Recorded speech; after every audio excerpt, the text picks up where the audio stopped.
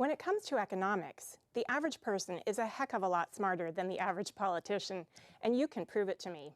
Hello, I'm Elizabeth Brierly, Executive Director of the Silicon Valley Taxpayers Association, and I'd like to alert you to the potential consequences of a measure on your ballot in Menlo Park this November, Measure K. The thinking of the average politician goes like this: I want to spend someone else's money for this or that. Whom can I get it from? Well, it's not fair to target one type of service: hotels. Measure K would raise the tax for their guests up to 12%. 12%! Even people visiting family members hospitalized at Stanford. So what? You don't plan to stay in a Menlo Park hotel. Well, how many hotels and motels in Menlo Park would see reduced business? Would they lay off employees, or delay maintenance, or stop supporting local charities? You're smart enough to know this will negatively impact their business and all their vendors as well. The big boys in the hotel world are competing for conventions when companies worldwide are cutting back, looking for the most economical option. They don't have to choose Menlo Park. They could go somewhere else nearby. What happens when the big Menlo Park hotels lose out to another city because they cost too much? Fewer beds to make, fewer trips to the airport for the local cab driver, less business for the local drugstores, restaurants, and bars. People lose their jobs and the rooms sit vacant, wasted. Your favorite takeout may count on business from these convention visitors. Your hairdresser's husband may be a desk clerk.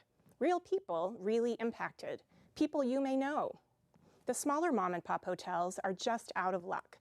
They can't cut prices anymore, and when mom makes all the beds herself, it's hard to lay her off.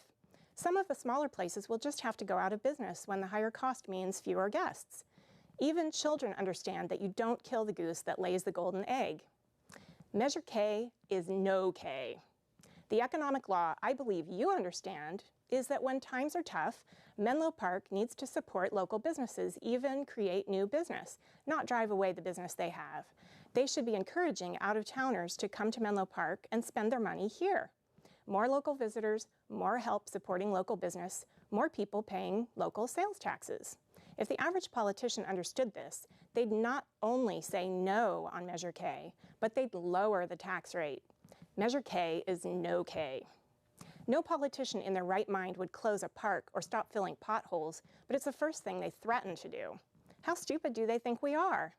You may have noticed that politicians want to spend our money, and who wouldn't? It's fun. It makes them feel important, even charitable, but with our money. They have a problem sometimes getting us to go along with that, especially when we're concerned about our neighbors and friends already struggling. That's why they like to pick on one small group at a time, enlisting our help to make them fork it over like a bully on the playground taking lunch money. They think we'll be glad they aren't picking on us, but this isn't the playground, and we can stick together and vote no on K. There's no excuse for hurting entry-level employees just so we can have more ribbon-cutting photo ops for elected officials and their oh-so-important services and programs. Measure K is no K. Just say no to higher tax rates and yes to more jobs, more businesses, and more choices. Say no K.